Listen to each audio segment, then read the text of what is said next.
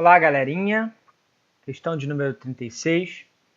A NBC-TG estrutura conceitual para elaboração e divulgação de relatório contábil financeiro, contextualiza as questões 34, 35 e 36. Questão de número 36. À luz da NBC-TG estrutura conceitual, mensuração é o processo que consiste em determinar os montantes monetários por meio dos quais os elementos das demonstrações contábeis devem ser reconhecidos e apresentados no balanço patrimonial e na demonstração do resultado. Esse processo envolve a seleção da base específica de mensuração. Ainda, segundo a norma, um número variado de bases de mensuração é empregado em diferentes graus e em variadas combinações nas demonstrações contábeis. Sobre este assunto, analise as afirmativas a seguir, marque V para as verdadeiras e F para as falsas.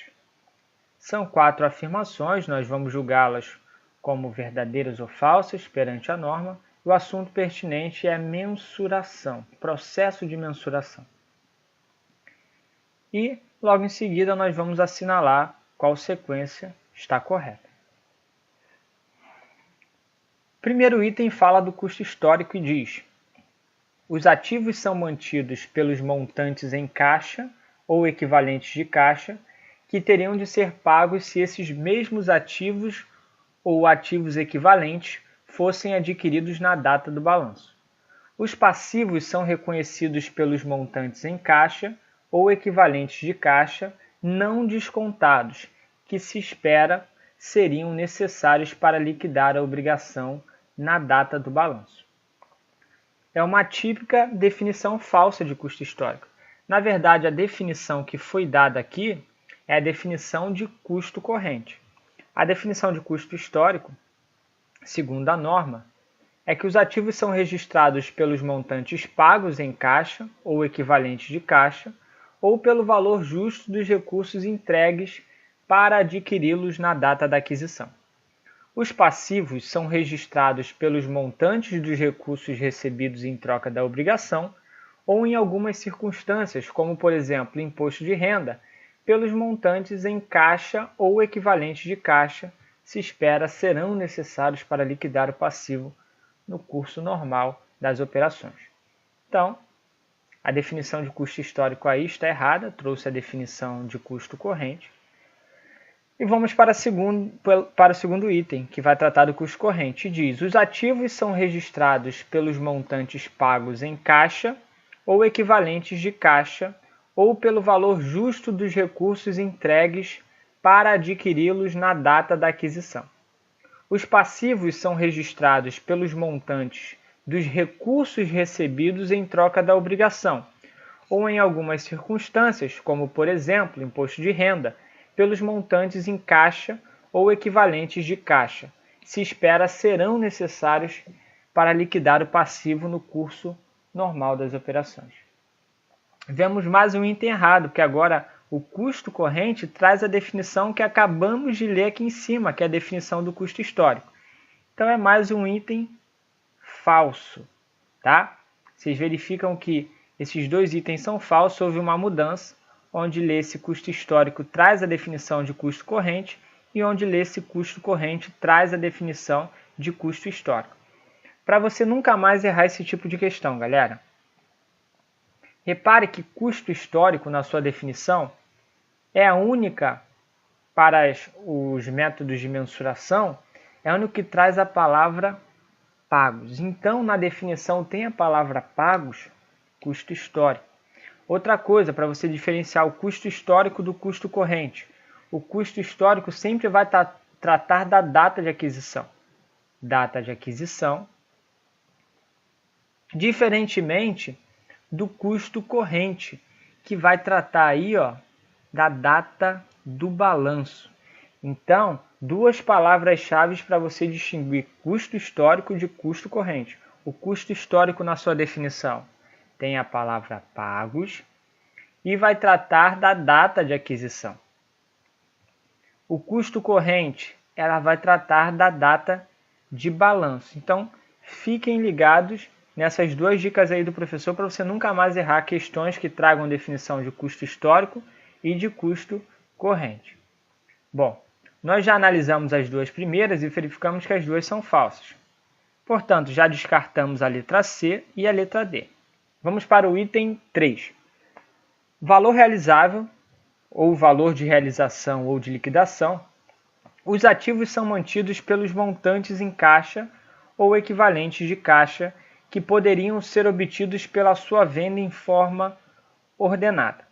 Os passivos são mantidos pelos seus montantes de liquidação, isto é, pelos montantes em caixa ou equivalentes de caixa, não descontados, que se espera serão pagos para liquidar as correspondentes obrigações no curso normal das operações. Essa é a clara definição de valor realizável ou de liquidação. Ela consta lá dentro da norma, que foi supracitada no nosso enunciado, e verificamos que a definição foi justamente extraída da definição da norma, portanto, esse item é verdadeiro. E por último, o valor presente, onde diz que os ativos são mantidos pelo valor presente, descontado dos fluxos futuros de entradas líquidas de caixa, que se espera seja gerado pelo item no curso normal das operações. Os passivos são mantidos pelo valor presente, descontado dos fluxos futuros de saídas líquidas de caixa que se espera serão necessários para liquidar o passivo no curso normal das operações. Também é uma típica definição de valor presente, ela foi extraída da norma, como conferimos no quadro vermelho acima, e também é verdadeira. Assim como eu dei um macete para você saber diferenciar a definição de custo histórico para custo corrente, também vou dar um para valor realizável e valor presente. Repare que no valor realizável, as palavras-chave vai trazer, na verdade, você pode utilizar não as palavras-chave do valor realizável. O mais válido para diferenciar é o valor presente, onde a própria palavra valor presente vai estar dentro da definição e sempre acompanhada de descontado dos fluxos futuros. Então, presente e futuro vão estar dentro dessa definição à luz da norma. Então, tem a palavra presente, descontado dos fluxos futuros, sabe-se que está falando da definição de valor presente. E a palavra-chave do valor realizável é que poderiam ser obtidos pela sua venda em forma ordenada. Tem a palavrinha-chave, obtidos pela sua venda em forma ordenada. Então, relembrando os quatro aí, custo histórico é a única definição dentre as quatro que traz a palavra pagos e sempre vai se referir à data da aquisição. Custo corrente vai se referir à data do balanço. O valor realizável ele vai sempre trazer a locução que poderiam ser obtidos pela sua venda em forma ordenada. E o valor presente vai ter a própria nomenclatura dentro da definição, que é o valor presente, sempre aí sendo sucedida de descontado dos fluxos futuros. Então, essas são as dicas aí para você conseguir, de uma certa forma, diferenciar, mesmo sem entender essas definições. Agora, se você almeja entendê-las a fundo, assista aulas sobre as formas de mensuração. Bom, nossa questão falsa, falsa, verdadeira, verdadeira. A nossa alternativa correta é a letra B. Galera, assine o nosso canal, ative o sininho para receber as notificações, deixe seu like se você gostou da correção, assista também mais dos nossos conteúdos e siga as nossas páginas no Instagram, Contabilidade MJR, e no Facebook, Contabilidade-Mário Júnior. Em caso de dúvida, se gostou das dicas, deixe um comentário. Forte abraço.